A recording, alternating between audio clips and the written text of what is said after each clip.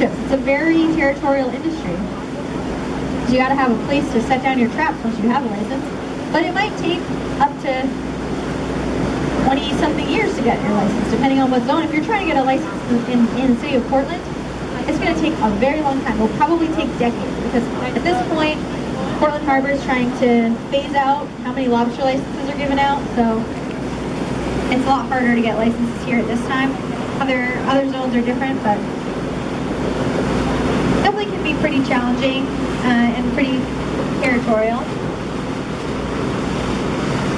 But quite an interesting dynamic there.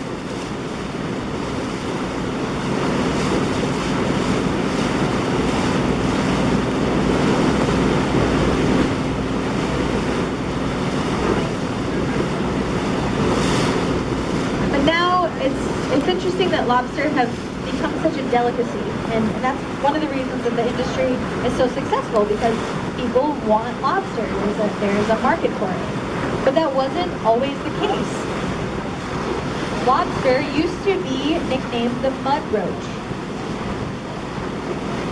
Would you guys want to eat something that is called the mud roach? No? You would want a mud roach roll? A hot dog bun? No? Mayonnaise? Sounds disgusting. Well, when the English settlers came out here, they didn't even think of eating lobster. They thought they were these disgusting, scary creatures. They can get pretty big. Lobsters can get pretty large. So you can imagine they wouldn't want to eat it. They might think that it would eat them. And they were actually so heavily populated at that time, because they weren't being fished, that you could find them just crawling on the beaches, on the shore. And what they thought of to do with these mud roaches was to feed them to the state of Maine prisoners. And in so much frequency that sometimes they'd be fed lobster several dogs, because when they're swimming in the water, sometimes they look. Also the name of our local baseball team, Red Sox affiliated baseball team, the Sea Dogs. I think that's kind of a funny name for a baseball team. A very lazy animal. These animals can be anywhere from 150 to 375 pounds. And in the wintertime, you don't find them here. They do migrate just about as far south as New Jersey and come back up here in the late spring.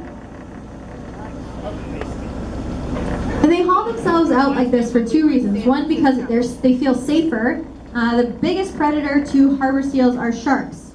And there really aren't sharks right here. Where we are, you wouldn't see sharks.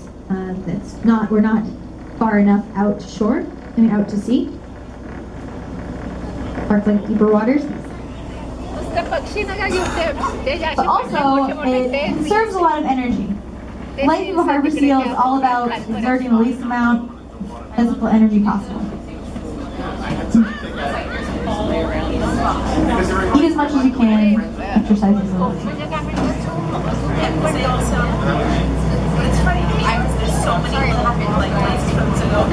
They eat lobster too, actually.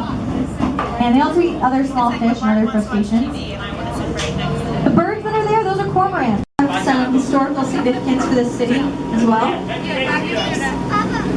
Portland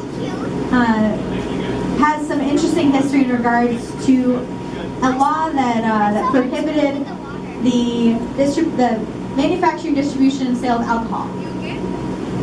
So prohibition.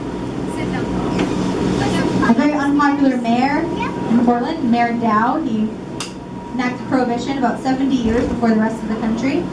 He didn't want anybody making alcohol, he didn't want anybody selling it, he didn't want anybody drinking it. Oh, well, they said that anybody else, that is. Mayor Dow, though, he did get pieces of rum delivered right to his warehouse and had stockpiles of rum in there, probably sharing those with all of his comrades. And that started what we call the Portland Rum Riots. Interesting history there. For the Irish community, they felt like their way of life was being threatened. They weren't allowed to have their booze, so they rioted outside of Mayor Dow's warehouse. And after that, he was taken out of office, but prohibition stayed.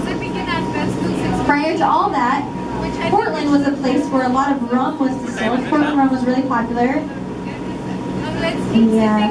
We're importing ingredients from different parts of the world and then distributing rum throughout the world as well. And when Prohibition was enacted, those trade relationships, they wanted to keep them intact. Got some really cheap things like mainly molasses, the main ingredient in rum.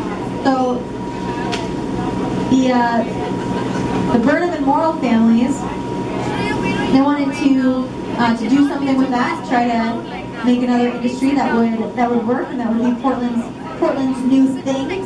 And so they thought of putting that molasses into beans and putting it in a can and distributing it, and they did, and they were successful. Before that, the Burnham family, they tried to can lobster, and it didn't work. People did not want canned lobster. Everybody wanted fresh lobster, so they tried canning lobster. It kind of tasted disgusting when it was canned. And so they switched to canning beans. Now one of the biggest manufacturers of canned beans. And it can be pretty interesting when you can smell lots of different smells going on the East End. Because there's the bean factory, there's a shipyard brewery, there's a waste treatment plant. So just like at like a very windy day, sometimes it's like, whoa, there's two.